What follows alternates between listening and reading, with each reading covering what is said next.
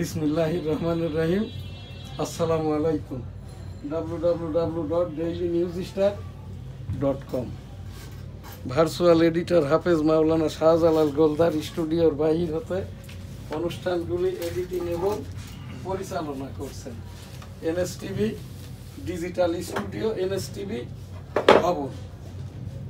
আজ আমাদের এখানে এনএসটিভি নিয়মিত সংবাদপত্রের যে অনুষ্ঠান, তার আগে দিয়েই 1971 সালের রণাঙ্গনের মুক্তিযুদ্ধ বিষয়ক এবং রণাঙ্গনের ভারতীয় শরণার্থী শিবিরের শরণার্থী মুক্তিযোদ্ধা এবং আমি এম শাহজাহান আলী গোলদার 1971 সালের রণাঙ্গনের 265 দিনের মুক্তিযোদ্ধা। এখানে আমরা 4 সহোদর, শাহাবুদ্দিন গোলদার সাংবাদিক, এবং এই যে আমার বাম দিকে আমার বড় ভাই আহসানুল্লাহ গোলদার, শাহ আলম গোলদার, আমরা সকলেই 1971 সালের রণাঙ্গনের মুক্তিযোদ্ধা। আমি সক্রিয়ভাবে মুক্তিযুদ্ধ করতে যেয়ে আমার বাম কানটি নষ্ট, এখনো নষ্ট। এই মুক্তিযোদ্ধা নিয়ে যত কথা হচ্ছে, যত কথা বলছে, যারাই বলছে, এর অধিকাংশই হলো তৎকালীন আর কি ওই সেই আমেরিকার এজেন্ট। তৎকালীন তো এই জামাত ইসলাম ছিল না, মুসলিম লীগ। এই মুসলিম লীগের সেই দোসররাই আর কি Al Badr Al Shams peace committee chairman member. তো সেই জায়গার থেকে আজ এই যে 2024-এর ছাত্র জনতার আন্দোলনের আর কি এখানকার এই যে এই ছাত্র জনতার আন্দোলনের যেই আন্দোলনটি ছিল কোটা ভিত্তিক, মুক্তিযোদ্ধা কোটা না কোটা না, সেই থেকেই ডক্টর মোহাম্মদ ইউনূস মহোদয়ের এই যে সরকার, ইউনূস মহোদয়ের সরকারকে ধন্যবাদ এই জন্যেই 2 বছর বা 1.5 বছর পরে হলেও নির্বাচন ডেট শিডিউল ঘোষিত হয়েছে। 2026 সালের ফেব্রুয়ারি মাসের প্রথমার্ধেই নির্বাচনটা অনুষ্ঠিত হবে। আজ আমি এখানে সেই মুক্তিযুদ্ধের 1971 সালের রণাঙ্গনের এই যে আমি যুদ্ধ করতে চাই, আমার বাম কানটি নষ্ট, এখনো নষ্ট। ছাত্র জনতার সরকারের সাথে আমরা ছিলাম, আছি এবং থাকবো আর কি। এই দেশের যে রাজনৈতিক দলই আর কি, এখানে আমার একটু বলার আর কি ভোট সংক্রান্ত, পিআর পদ্ধতি সংক্রান্ত। পিআর পদ্ধতি অর্থাৎ প্রপোর্শনাল রিপ্রেজেন্টেশন। জিয়াউর রহমান 1977 সালে হ্যাঁ না ভোট দিয়েছিল, তখন কিন্তু বিএনপি রাজনৈতিক দলেরই জন্ম হয় নাই। আমি ওই ইয়েস নো ভোট 1977 সালের মে মাসে আমি পুলিং এজেন্ট ছিলাম। 98% ভোট কাস্ট হলেও এখানটায় কিন্তু কোনো ভোটার উপস্থিতি ছিল না। তারপরেও আর কি সেই ভোটের ওপর ভিত্তি করেই আর কি বাংলাদেশের বর্তমান কি সব থেকে জনাধিক্যের সমর্থনের রাজনৈতিক দল বাংলাদেশ জাতীয়তাবাদী দল। তারপরের আর কি অনেক সরকার ব্যবস্থা, জিয়াউর রহমান সাহেব 1979 সালে প্রথম জাতীয় সংসদ নির্বাচন দেন। এই দেশের একমাত্রই ব্যক্তি যিনি সামরিক প্রধান, যিনি সরকার প্রধান, যিনি রাষ্ট্রপ্রধান, যিনি সংবিধান প্রধান এবং সংসদ প্রধান, মেজর থেকে জেনারেল জিয়াউর রহমান। মেজর থেকে রাজনৈতিক দল, জাগদল থেকে জাতীয়তাবাদী দল, তারপরে আর কি বাংলাদেশের রাষ্ট্রপতি সেই জিয়াউর রহমান সাহেবই 1971 সালের 27 মার্চ কালুরঘাট বেতার কেন্দ্র থেকে বঙ্গবন্ধুর পক্ষে যে ঘোষণাটি পাঠ করেছিল, আমি সারসংক্ষেপ নিয়েছি। সেইটা হচ্ছে এইরকম, দেশ বিদেশের এবং নতুন প্রজন্মের জানার জন্য। I am major Ziaur Rahman, declare dear on behalf of Bangabandhu Sheikh Mujibur Rahman, Bangladesh is independence. Bangabandhu 7ই মার্চের সেই ভাষণ। এবারের সংগ্রাম মুক্তির সংগ্রাম, এবারের সংগ্রাম স্বাধীনতার সংগ্রাম। জয় বাংলা ইনশাল্লাহ। আসসালামু আলাইকুম। আমার এখানে আমার এই যে বড় ভাই আহসানুল্লাহ গোলদার, শাহ আলম গোলদার, আমি নিজে এবং শাহাবুদ্দিন গোলদার ও স্টুডিওর বাহিরে এখানটাই আর কি সেই মুক্তিযুদ্ধের রণাঙ্গন, যেখান থেকে 450 ল্যান্ড ট্যাঙ্কার ঢোকে 100টি বিমানের মাধ্যমে 7 ডিসেম্বর যশোর ক্যান্টনমেন্ট দখল করে নেয়, যশোর জেলাটা স্বাধীন হয়।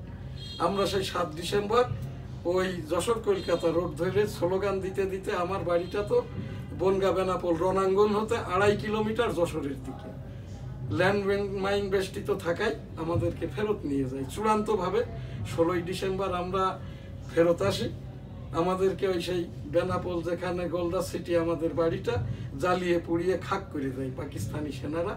চূড়ান্তভাবে আমরা ভারতীয় রিফিউজি ক্যাম্প হতে বাংলাদেশে আসি 1972 সালের 22 ফেব্রুয়ারি।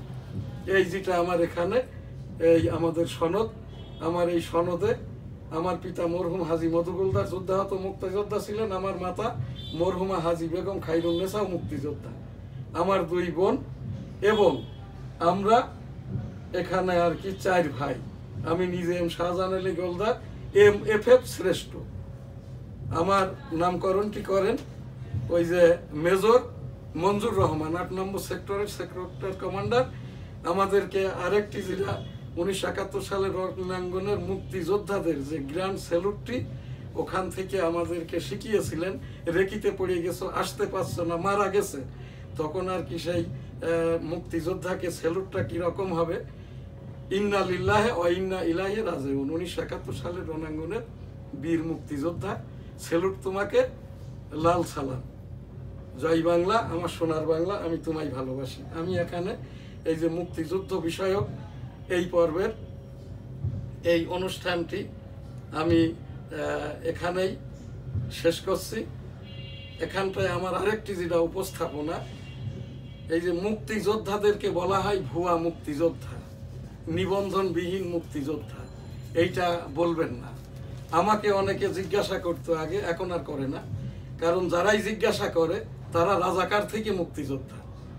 আমি এখানে এখন থেকে 25 বছর আগে বলেছিলাম, রাজাকারদের তালিকা প্রকাশ করা হলে এই ফেতনাটা থাকতো না। রাজাকারের সংখ্যা মাত্র 50,000, যারা 70 টাকা বেতন পাইতো। আমাদের এখান থেকে তখন তো এই বাংলাদেশটা হয় নাই, পাকিস্তান রাষ্ট্রের পূর্ব পাকিস্তান, জামাত ইসলামেরও জন্ম হয় নাই। ওই যে মুসলিম লীগ 1941 সালে প্রতিষ্ঠা, আমেরিকার দালালি করেছিল। এখন যে দালালিটা জামাত ইসলাম করছে। তো যাই হোক, সে অনেক বড় কথা। আল বদর আল শামস, এটা ছিল মুসলিম লীগের যুব উইং, পিস কমিটির চেয়ারম্যান মেম্বার। এরা ছিল পাকিস্তানি ওই যে ভুট্টো সরকারের সামাজিক নেতা। রাজাকার ছিল পাকিস্তানি মিলিটারিদের মিলেশিয়া বা আনসার। এইটা মুক্তিযোদ্ধাদের নিয়ে তামাশাটা নয়। আমার এখান থেকে আজকের যে উপস্থাপনা, মুক্তিযোদ্ধার সংখ্যা ছিল 4.5 লাখ, 2.5 লক্ষ নিবন্ধিত, 2 লাখ আবেদিত, যার ভিতরে 2.5 লাখের ভিতরে 1 লক্ষ মারা গেছে, এখন আছে আর মাত্র 1.5 লক্ষ আবেদিতদের, এবং হাইকোর্টের মামলা আছে 5 শতাধিক। এদেরকে সবাইকে আর কি মুক্তিযোদ্ধার আদলে যাতে করে আনা হয়। এবং আমার এখান থেকে যে উপস্থাপনা, আমার বাবা আমাদেরকে বলে গেছেন, মুক্তিযুদ্ধ করেছি দেশের জন্য, ধর্মীয় মূল্যবোধের জন্য, ভালো থাকার জন্য, লেখাপড়ার জন্য। তো যেহেতু এই দেশটা পেয়েছি, বাংলাদেশ পেয়েছি, আমাদের এখানটায় আর কোনো কোটা ভাতা ইত্যাদি দরকার নাই। কোটা ভাতা নিলে যেরকম মাঠে জোন বা কামলা দেওয়ার পরে দিনের শেষে পারিশ্রমিক পাওয়া যায়, এই রকমটা যারা ভাতাটা নিচ্ছেন এবং মুক্তিযোদ্ধাদেরকে নিয়ে তামাশা করছেন আর কি, এটা ওই রকমই আর কি। তো এই জায়গাটাই আমার যে শেষ উপস্থাপনা, সেটা হচ্ছে এই যে বাংলাদেশের মুক্তিযোদ্ধাদের নিয়ে আমাকেও এখানে মেরে ফেলার জন্য কয়েকবার এসছে। আগস্ট মাস 2024 সাল। যাই হোক, আমার এই এলাকার লোক, মহল্লার লোক এখানটাই আর কি। এরপরে আমাকে DGFI NSI কে আমার এই সনদ দেখাইতে হয়েছে আর কি। তো এখানে আজকের প্রোগ্রাম আমি এখানেই শেষ করছি। 1971 সালের রণাঙ্গনের যারা শহীদ হয়েছেন, 52 থেকে এই 1947 থেকে এই পর্যন্ত যত শহীদ, সকলের বিদেহী আত্মার শান্তি কামনা করি, সকলকেই জান্নাত দান করুন। আস্তাগফিরুল্লাহ রাব্বি মিন কুল্লি যামবি ওয়া আতুবু ইলাইহি ওয়া লা হাওলা ওয়া লা কুওয়াতা ইল্লা বিল্লাহি আলিয়্যিল আযীম। আমিন। আলহামদুলিল্লাহ। আল্লাহ হাফেজ। জয় বাংলা, আমার সোনার বাংলা, আমি তোমায় ভালোবাসি। আজকের প্রোগ্রাম এ পর্বের আমি এখানেই শেষ করছি। পরবর্তীতে আমাদের ডেইলি ভিউজের যে অনুষ্ঠান এটা হবে, আমরা করব। আজ আমাদের বিজ্ঞাপন দিয়ে যারা সহযোগিতা করে থাকে, দৈনিক জনাপন, দৈনিক সবার আগে, daily news star, weekly Jessore time, সাপ্তাহিক 21-এ, সাপ্তাহিক বাংলার 21, Al Madina money changer company limited, hotel Benapole আবাসিক, গোলদা সিটি জামে মসজিদ, এই প্রতিষ্ঠানগুলো আমাদের সহযোগিতা করে থাকে। ডেঙ্গু সতর্কতায় থাকুন, কোভিড সতর্কতায় থাকুন। সকলে ভালো থাকবেন, সুস্থ থাকবেন, পাশের জনকে ভালো রাখবেন। আলহামদুলিল্লাহ। আল্লাহ হাফেজ। আসসালাম।